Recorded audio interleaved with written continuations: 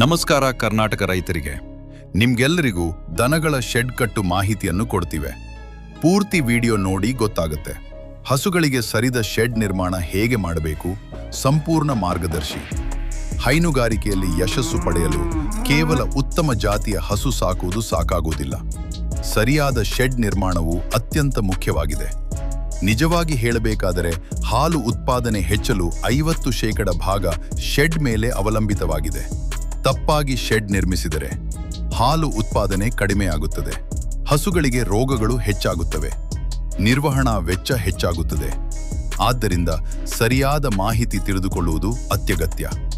ಈ ವಿಡಿಯೋದಲ್ಲಿ ನೀವು ತಿಳಿದುಕೊಳ್ಳುವ ಪ್ರಮುಖ ವಿಷಯಗಳು: ಶೆಡ್ ನಿರ್ಮಾಣಕ್ಕೆ ಸರಿಯಾದ ಸ್ಥಳವನ್ನು ಹೇಗೆ ಆಯ್ಕೆ ಮಾಡಬೇಕು, ಉತ್ತರ ದಕ್ಷಿಣ ದಿಕ್ಕಿನಲ್ಲಿ ಶೆಡ್ ಕಟ್ಟುವುದರಿಂದ ಆಗುವ ಲಾಭಗಳು, loose housing versus tie stall ಯಾವುದು ಹೆಚ್ಚು ಲಾಭದಾಯಕ, ಪ್ರತಿ ಹಸುವಿಗೆ ಬೇಕಾದ ಕನಿಷ್ಠ ಜಾಗ ಎಷ್ಟು, ನೆಲ, ಡ್ರೆನೇಜ್ ಮತ್ತು ಮ್ಯಾಂಜರ್ ನಿರ್ಮಾಣದ ಸರಿಯಾದ ವಿಧಾನ, ಮಳೆ, ಗಾಳಿ ಮತ್ತು ಬಿಸಿಲಿನಿಂದ ಹಸುಗಳನ್ನು ರಕ್ಷಿಸುವ ಮಾರ್ಗಗಳು, ಕಡಿಮೆ ವೆಚ್ಚದಲ್ಲಿ ಉತ್ತಮ ಶೆಡ್ ನಿರ್ಮಾಣ ಸಲಹೆಗಳು, ಕರ್ನಾಟಕ ರೈತರಿಗೆ ಸೂಕ್ತವಾದ ಶೆಡ್ ಮಾದರಿ.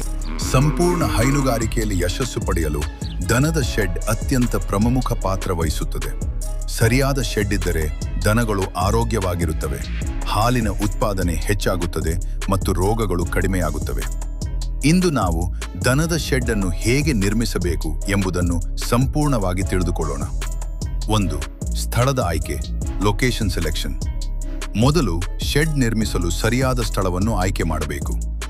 ಜಾಗ ಎತ್ತರದಲ್ಲಿರಬೇಕು, ನೀರು ನಿಲ್ಲಬಾರದು, ಗಾಳಿ ಸರಿಯಾಗಿ ಹರಿಯುವ ಸ್ಥಳವಾಗಿರಬೇಕು, ಕುಡಿಯುವ ನೀರು ಹತ್ತಿರದಲ್ಲಿರಬೇಕು, ಸೂರ್ಯನ ಬೆಳಕು ಸರಿಯಾಗಿ ಬೀಳುವಂತಿರಬೇಕು. 2. ದಿಕ್ಕು, ಡೈರೆಕ್ಷನ್. ಶೆಡ್ ಅನ್ನು ಪೂರ್ವ ಪಶ್ಚಿಮ ದಿಕ್ಕಿನಲ್ಲಿ ಕಟ್ಟುವುದು ಉತ್ತಮ. ಇದರಿಂದ ಸೂರ್ಯನ ಕಿರಣಗಳು ಸರಿಯಾಗಿ ಒಳಗೆ ಬರುತ್ತವೆ, ದನಗಳಿಗೆ ಹೆಚ್ಚು ಉಷ್ಣ ಅಥವಾ ಚಳಿ ಆಗುವುದಿಲ್ಲ. 3. ಶೆಡ್ ವಿನ್ಯಾಸ, design. Open shed, open housing ಉತ್ತಮ.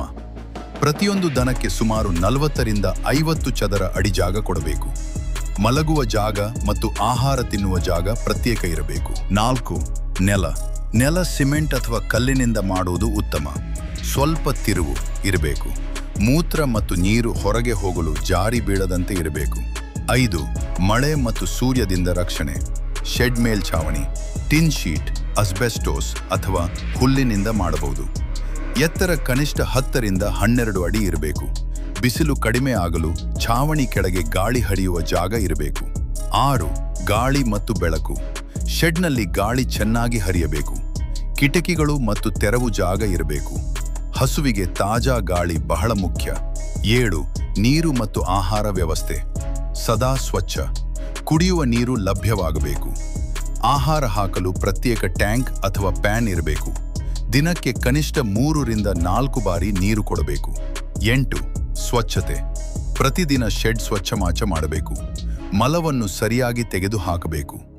ವಾರಕ್ಕೆ ಒಮ್ಮೆ ಡಿಸ್ಇನ್ಫೆಕ್ಟೆಂಟ್ ಬಳಸಿ ಶುದ್ಧಗೊಳಿಸಬೇಕು. 9.